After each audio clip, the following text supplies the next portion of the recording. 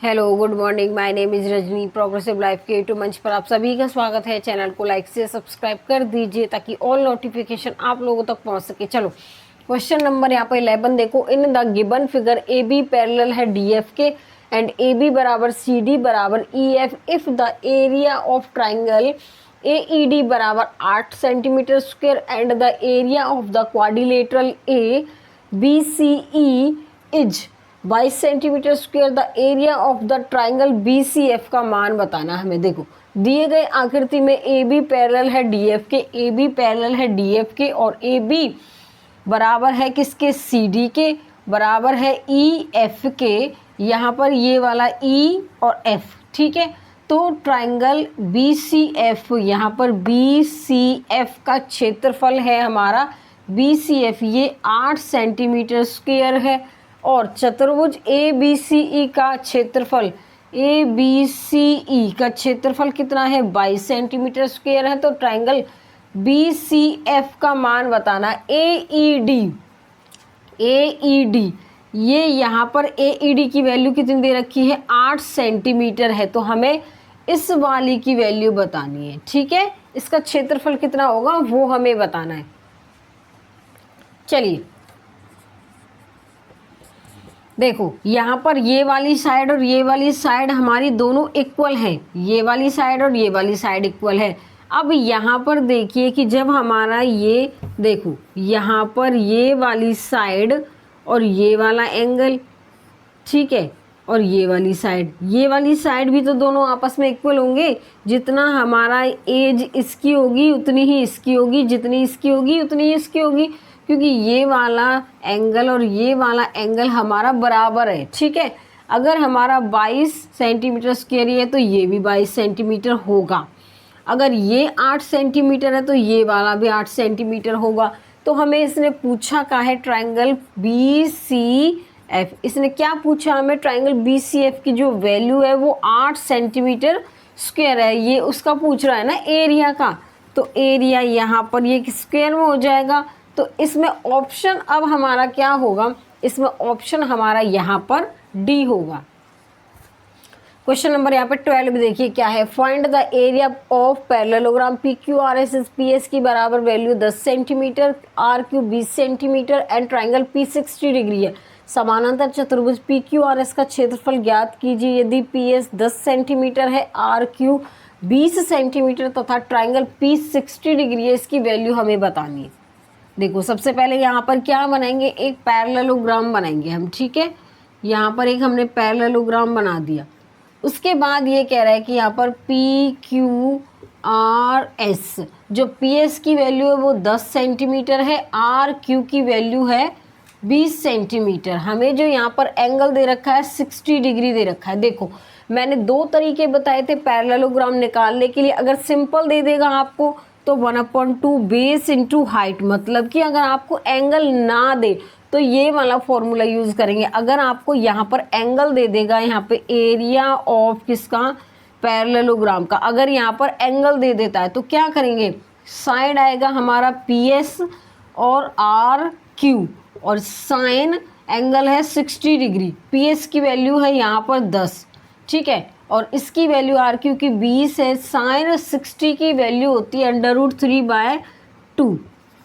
काटेंगे 10 टाइम जाएगा तो यहाँ पर 100√3 सेंटीमीटर स्क्वायर आएगा। अब मुझे बताओ इसमें ऑप्शन हमारा क्या होगा, इसमें ऑप्शन हमारा यहाँ पर बी हो जाएगा। क्वेश्चन नंबर यहाँ पर 13 देखो। A B C D is a parallelogram, E is a point on extended side A B such that A B बराबर B E by joining D to E it intersect side B C to R. यहाँ पर find length of P C, B C बराबर है हमारा 15 centimetre हो जाएगा, ठीक है। यहाँ पर हमारी वैल्यू क्या हो जाएगी इसकी, देखो यहाँ पे बी सी टू ये पी है।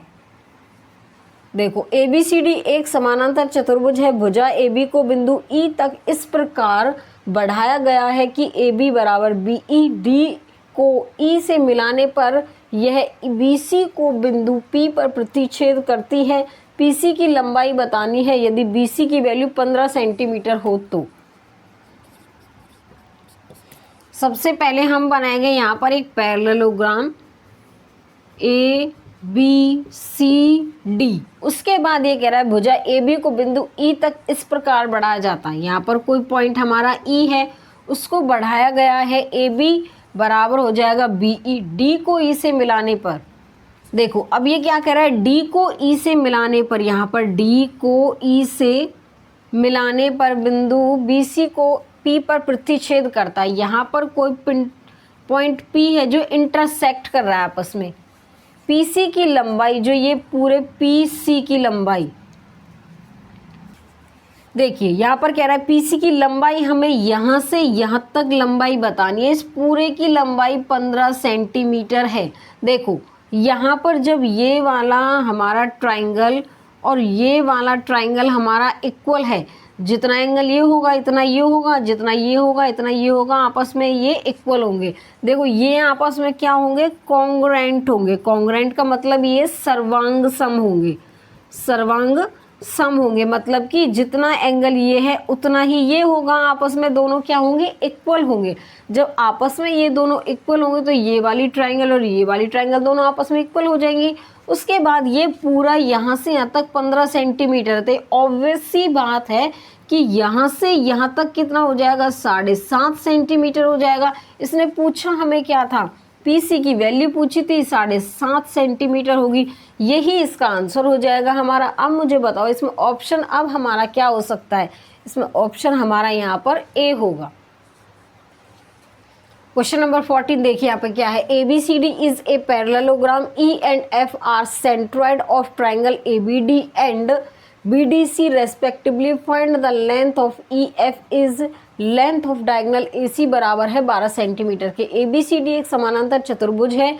E तथा F क्रमशः त्रिभुज ABD और BDC के केंद्रक हैं। यदि विकर्ण AC की लंबाई 12 सेंटीमीटर है तो EF की लंबाई बतानी है, इसकी वैल्यू कितनी होगी।